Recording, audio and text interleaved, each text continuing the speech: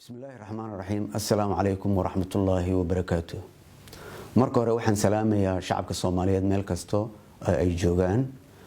waxaan madaxweynaha Jamhuuriyadda Federaalka Soomaaliya Mudane Maxamed Cabdullaahi Farmaajo uga mahadcelinayaa tanaasulkii weynaa ee uu sameeyay si loo gaaro heshiisyadii la xiriiray arrimaha doorashooyinka ee ugu dambeeyay heshiiskii 1 bisha Oktoobar ee lagu jaangooyay habraaca doorashooyinka 2020 ee dalka.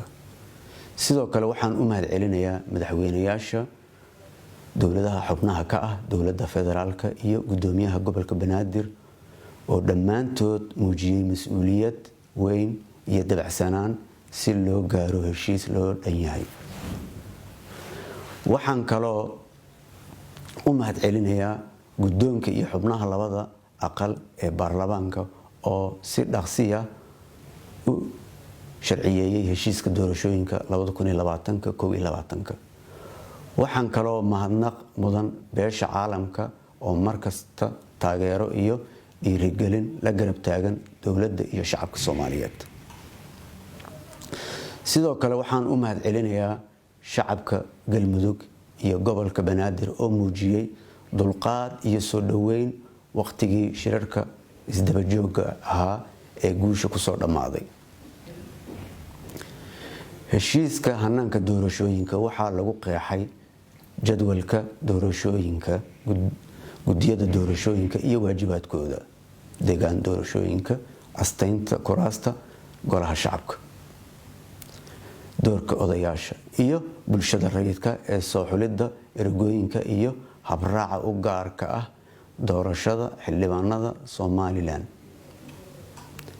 gudiyada doorashooyinka waxay ka kooban yihiin 3 gudi oo kala ah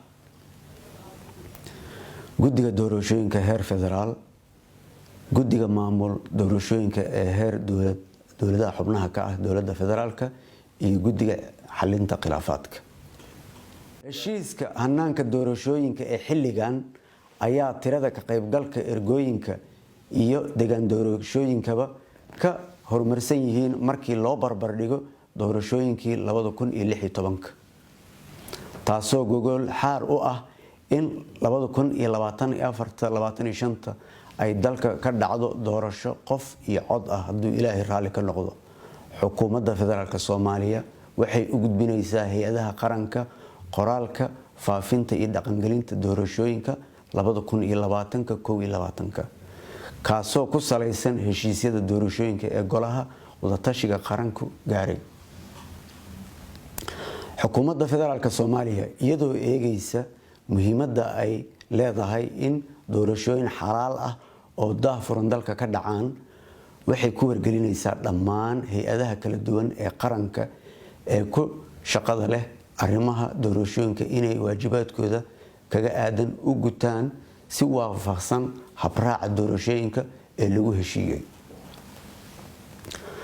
aniga iyo xukuumadeyda waxaan hogaamin doonaa geedi socodka doorashooyinka xor iyo xalaal ah, daahfuran kuna dhacda si nabad ah. halku dhiga xukuumadeyda ee xilligan waa doorasho ayaa loo dhaqaaqayaa. waxaan shacabka Soomaaliyeed ku boorinayaa in ay doorkooda ka qaataan habsami u socodka doorashooyinka.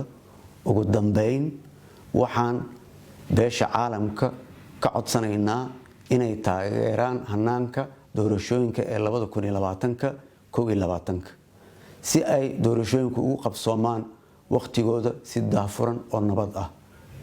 wassalaamu calaykum waraxmatullaahi wabarakaatuh.